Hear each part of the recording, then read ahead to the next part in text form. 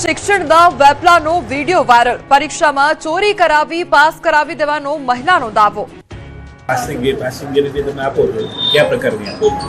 Pass ત્યાં એ લોકો છે ને તમને મટીરિયલ્સ બધું આપી દે, લખવાનું જે પ્રશ્ન પૂછવાનો હોય ને એનું બધું જોઈને લખવાનું. દાવો છે કે આ વાતચીત શિક્ષણના વેપલાની છે. જૂનાગઢમાં શિક્ષણનો કાળો કારોબાર ચાલતો હોવાનો દાવો છે. શહેરના જોશીપરામાં આવેલા મેરીગોલ્ડ એપાર્ટમેન્ટમાં ગુજરાત એજ્યુકેશન નામની ઓફિસનો એક વિડીયો વાયરલ થયો છે, જેમાં મહિલા દાવો કરી રહી છે કે ધોરણ 10 અને 12ના વિદ્યાર્થીઓને પરીક્ષા આપવા ગયા વગર જ પાસ કરાવી દેશે. એટલું જ નહીં, મહિલા દાવો કરી રહી છે કે જો વિદ્યાર્થી પેપર લખવા જાય તો પેપરમાં જે પ્રશ્નો આવેલા હશે તે લખાવી દેવામાં આવશે. આ ઉપરાંત મહિલા દાવો કરી રહી છે કે જે સેન્ટરમાં વિદ્યાર્થીઓની પરીક્ષા આવશે તે સેન્ટર તેમના સંપર્કમાં હોય છે, જેથી વિદ્યાર્થીઓને ખુલ્લેઆમ ચોરી કરાવી શકે છે. આ ઉપરાંત વિડીયોમાં રૂપિયાની લેતી દેતીની પણ વાત થઈ રહી છે. મહિલા દાવો કરી રહી છે કે ધોરણ 10 અને 12ના વિદ્યાર્થીઓને 22 થી લઈ 25 અને સાયન્સના વિદ્યાર્થીને 35,000માં પાસ કરાવી દેશે. 10માના 22 CBSE બરોબર અને 12માના 25 આર્ટ્સ કોમર્સ સાયન્સ કરવું હોય તો 35. વિડીયો વાયરલ થયા બાદ પોલીસ દોડતી થઈ હતી. આ દરમિયાન ઓફિસમાંથી અસંખ્ય વિદ્યાર્થીઓના ડોક્યુમેન્ટ્સ પણ મળી આવ્યા હતા. ક્રાઇમ બ્રાન્ચ સમગ્ર મામલે તપાસ કરી રહી છે. બીજી તરફ નરસિંહ મહેતા યુનિવર્સિટીના કુલપતિએ દાવો કર્યો છે કે અમારા ધ્યાને આવી ફરિયાદ આવશે તો અમે પણ દરોડા પાડીશું. સાથે જ કુલપતિએ વિદ્યાર્થીઓને વિકાસ પોર્ટલ પ્રક્રિયા મારફત જ એડમિશન લેવા અપીલ કરી હતી. ભુજના માધાપુર માર્ગ પર નર્મદાની લાઇન તૂટતા 20 ફૂટ ઊંચા ફુવારા ઉડ્યા. જાણે કાર વોશ કરવા માટે ફુવારો મૂક્યો હોય તેવા દ્રશ્યો ભુજના માધાપર માર્ગના છે. અહીંથી પસાર થતી નર્મદાની પાઇપલાઇનમાં ભંગાણ સર્જાયું હતું. પાણીનું પ્રેશર એટલું હતું કે પાણીના 20 ફૂટ ઊંચા ફુવારા ઉડ્યા હતા. હોટલ નજીક તૂટેલી લાઇનમાંથી કલાકો સુધી આ રીતે પાણીનો વેડફાટ થતા રોડ પર લાખો લીટર પાણીની રેલમછેલ થઈ ગઈ હતી. ભરૂનાડી રોડ પર નદી વહેતી હોય તેવા દ્રશ્યો સામે આવ્યા હતા. એક તરફ પાણીની તંગી વચ્ચે પાણીનો વેડફાટ થતો હતો, બીજી તરફ કારને પાણીથી વોશ કરવા જાણે ઓટોમેટિક ફુવારા મૂક્યા હોય તેમ વાહન ચાલકોએ મજા લીધી. પાણીના ફુવારાની નીચે વાહન ચાલકોને રોકીને વાહનો ધોતા નજરે પડ્યા હતા. પાણીથી કારને વોશ કરવા માટે રીતસરની લાઈન લાગી હતી. રાજ્યમાં 4 પગનો આતંક યથાવત. અરવલ્લીમાં આખલાએ રસ્તા માથે લીધા. રાજ્યમાં 4 પગનો આતંક યથાવત છે. રસ્તે રસ્તે જાણે યમરાજ ફરી રહ્યા છે. સૌરાષ્ટ્ર હોય કે ઉત્તર ગુજરાત હોય કે મધ્ય ગુજરાત, આખલાએ રસ્તા માથે લીધા છે. દ્રશ્યો અરવલ્લીના મેઘરજ શહેરના છે. અહીં એક જ દિવસમાં 2 અલગ અલગ સ્થળે આખલાઓ વચ્ચે ભયંકર જંગ થતા સ્થાનિકોમાં દહેશત ફેલાઈ ગઈ હતી. રહેણાંક વિસ્તારમાં થયેલા આખલાઓ વચ્ચે યુદ્ધ જેવી સ્થિતિને કારણે લોકોમાં ભારે ભય જોવા મળ્યો હતો. મુખ્ય બજાર માર્ગ પર આખલાઓ બાખડતા રસ્તા પર પાર્ક કરેલી એક બાઇકને પણ નુકસાન સર્જાયું હતું. અવારનવાર થતી ઘટનાને પગલે સ્થાનિકોમાં તંત્ર સામે રોષની લાગણી જોવા મળી રહી છે. લોકોનું કહેવું છે કે કોઈ મોટી દુર્ઘટના સર્જાય તે પહેલા તંત્ર તાત્કાલિક કડક કાર્યવાહી કરે તેવી જરૂર છે. લોકોનો આરોપ છે કે વારંવાર રજૂઆત છતાં સમસ્યાનો કોઈ જ ઉકેલ આવતો નથી. તાજેતરમાં દ્વારકાના ખંભાળિયાનો વિડીયો પણ સામે આવ્યો હતો, જ્યાં આખલાએ તરખાટ મચાવ્યો હતો. ખંભાળિયાના નગરપાલિકા કચેરી સામે જ આખલા યુદ્ધ જામ્યું હતું. ભર બજારે આખલા યુદ્ધથી લોકોમાં અફરાતફરી મચી ગઈ હતી. કિંગ્સ ઓફ સાળંગપુરની મૂર્તિ પર કોપીરાઇટનો મુદ્દો વધુ ગરમાયો. સાધુ સંતો અને બ્રહ્મ સમાજે નોંધાવ્યો વિરોધ. બોટાદના સાળંગપુર ધામમાં સ્થાપિત કિંગ્સ ઓફ સાળંગપુરની મૂર્તિનો વિવાદ વધુ ઉગ્ર બન્યો છે. આ મુદ્દે હવે સાધુ સંતો અને બ્રહ્મ સમાજ મેદાને આવ્યા છે.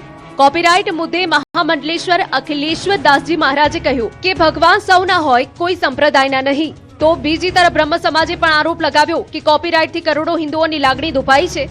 સાથે ચીમકી ઉચ્ચારી છે કે આ મુદ્દે આગામી સમયમાં તેઓ વધુ ઉગ્ર વિરોધ પ્રદર્શિત કરશે. બ્રાહ્મણ ઓર્ગેનાઇઝેશનના ચેરમેન હેમાંગ રાવલે પણ કહ્યું કે ભગવાન પર ભક્તોનો અધિકાર છે, કોઈ ટ્રસ્ટનો એકાધિકાર નથી. મહત્વનું છે કે સાળંગપુર સ્વામિનારાયણ ટ્રસ્ટે કિંગ્સ ઓફ સાળંગપુર માટે કોપીરાઇટ પ્રમાણપત્ર મેળવ્યું છે, જે બાદ વિરોધનો વંટોળ ફૂંકાયો છે. આગામી સમયમાં વિરોધની આગ વધુ ફેલાય તેવી પણ શક્યતા છે. મોંઘવારી મુદ્દે કોંગ્રેસ મેદાને. ભરૂચમાં લારી પર એક્ટિવા લઈને નોંધાવ્યો વિરોધ. વધી રહેલી મોંઘવારી મુદ્દે કોંગ્રેસ દેશમાં ઠેર ઠેર વિરોધ પ્રદર્શન કરી રહી છે. રાજ્યમાં પણ અલગ અલગ જિલ્લામાં કોંગ્રેસના નેતાઓ અને કાર્યકર્તા રસ્તા પર ઉતરી રહ્યા છે. પેટ્રોલ ડીઝલના ભાવ સહિત જીવન જરૂરિયાતની વસ્તુઓ અને નીટ પેપર લીક કૌભાંડ મુદ્દે કોંગ્રેસ સવાલ ઉઠાવી રહી છે.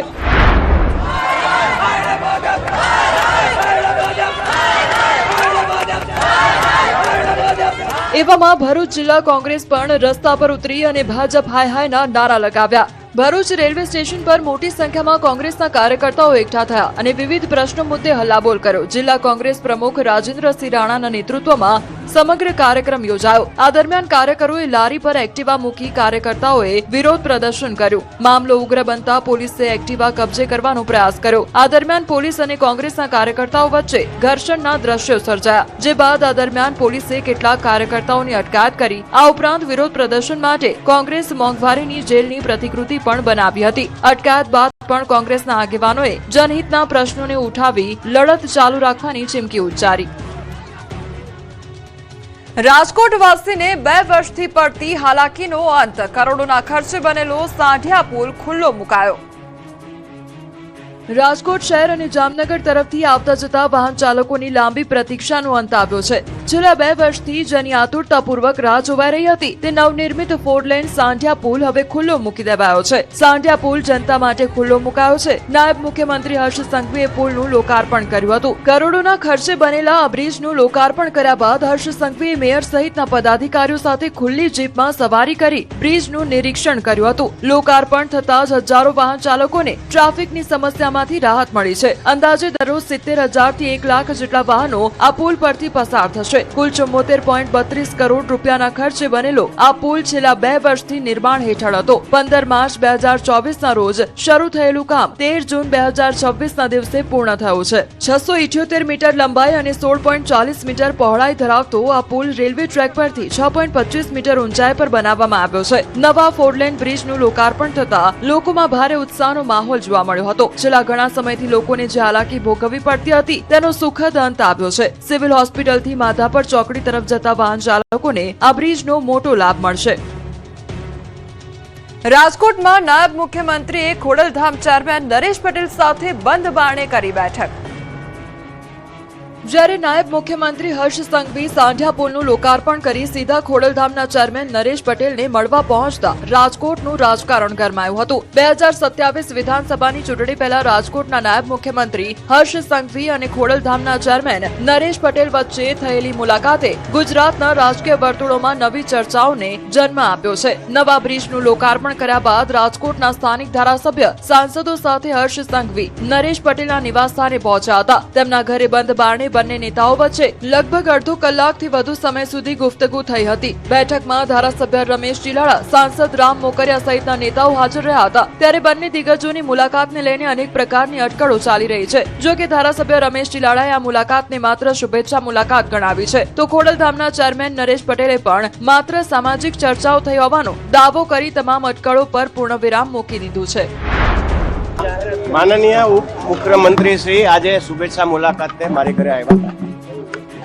બિલકુલ સામાજિક ચર્ચાઓ થઈ, ચા પાણી પીને છૂટા પડ્યા છે. આનાથી વિશેષ કોઈ વાત નથી થઈ.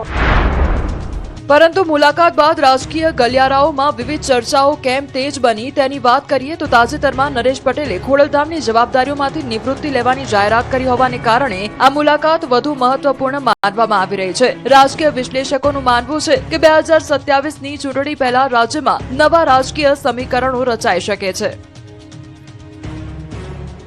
તાલાલાના ધારાસભ્ય ભગવાન બારડનું છલકાયું દર્દ. રાજનીતિ છોડી દેવાની વાત કરી નામ લીધા વગર વિરોધીઓ પર કર્યા પ્રહાર. પ્રજા પ્રેમ આપે ત્યાં લગર રાજનીતિ કરવી છે. ભલા માણાના એ બેઠેલી પ્રજામાંથી કાલે 50% એમ કહે ને કે તમારે રાજનીતિ છોડી દેવાની, 1 સેકન્ડમાં છોડીને ઘરે આવતા હતા. ગીર સોમનાથના તાલાલાના ધારાસભ્ય ભગવાન બારડે મંચ પરથી રાજનીતિ છોડી દેવાની વાત કરી. સાથે જ દાવો કર્યો કે તેમના વિકાસના કામ અટકાવી દેવાય છે. વેરાવળના બાદલપરા ગામમાં પ્રધાનમંત્રી નરેન્દ્ર મોદી સરકારના 12 વર્ષ પૂર્ણ થવા નિમિત્તે બ્લડ ડોનેશન કેમ્પનું આયોજન કરાયું હતું. આ દરમિયાન ભાજપના રાજ્યસભાના ઉમેદવાર માનસિંહ પરમારનું સન્માન સમારોહ પણ યોજાયો, જેમાં ભગવાન બારડની વેદના છલકાઈ હતી. તેમણે હાજર લોકોને સંબોધતા કહ્યું હતું કે અહીં બેસેલા લોકોમાંથી 50% લોકો કહી દે કે રાજનીતિ છોડી દો તો એક જ સેકન્ડમાં રાજનીતિ છોડી દઈશ. તેમણે નામ લીધા વગર પ્રહારો કર્યા કે હું રાજકારણ નથી કરતો, રાજનીતિ કરું છું. પ્રજાને ગમે તેવું કરું છું એટલે કેટલાક લોકોને ગમતું નથી. તેમણે આરોપ લગાવ્યો કે પાણી, ડેમ, રોડના કામ ભગા બારડ લઈ આવે છે, તેમાં અડચણ ઊભી કરવામાં આવે છે. ભગા બારડના આ નિવેદનથી પણ રાજકીય માહોલ ગરમાયો છે. ચર્ચા એવી થઈ રહી છે કે પક્ષના વ્યક્તિ પર જ ભગા બારડે રોષ ઠાલવ્યો હતો. જો કે સાથે જ સવાલો પણ ઉઠ્યા છે કે પક્ષનો એ કોણ વ્યક્તિ હોઈ શકે જે ભગા બારડના અને આખરે તો જનતાના જ કામ અટકાવે છે. ગોવિંદભાઈ મોટામાં મોટું કઈ વિસ્તાર માટે કામ લઈ આવું તો કે કરવા નથી દેવાનું. કાં તો કે ભગાભાઈ બારડ લઈ આવ્યો છે. ભાઈ પાણીનું હોય, એ ડેમનું હોય, સારા રસ્તાનું હોય.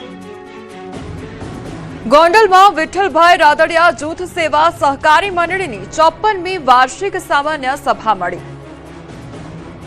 રાજકોટના ગોંડલમાં સરદાર વલ્લભભાઈ રોડ પર કૈલાશ બાગ સામે આવેલી પટેલવાડી ખાતે વિઠ્ઠલભાઈ રાદડિયા જૂથ સેવા સહકારી મંડળીની 54મી વાર્ષિક સામાન્ય સભા મળી હતી. કાર્યક્રમમાં મુખ્ય અતિથિ તરીકે અલ્પેશ કથિરિયાએ ખાસ હાજરી આપી હતી. સંસ્થાના પ્રમુખ જગદીશભાઈ અને મંત્રી રયાણીભાઈના માર્ગદર્શન હેઠળ યોજાયેલી આ સભામાં સ્વર્ગસ્થ વિઠ્ઠલભાઈ રાદડિયાને નતમસ્તક વંદન કરવામાં આવ્યું હતું. મંડળીએ આ વર્ષે 50 લાખ રૂપિયાનો માતબર ચોખ્ખો નફો કર્યો છે અને સારી ભંડારણ સુવિધા ઊભી કરી હોવાનો દાવો કરાયો. સાથે સહકારી ક્ષેત્રને વધુ મજબૂત બનાવવા, ખેડૂતો અને મહિલાઓને આર્થિક રીતે સશક્ત બનાવવા તેમજ વિકસિત ભારત 2047ના સપનાને સાકાર કરવા સહકારી માળખાની ભૂમિકા અંગે વિસ્તૃત ચર્ચા કરવામાં આવી.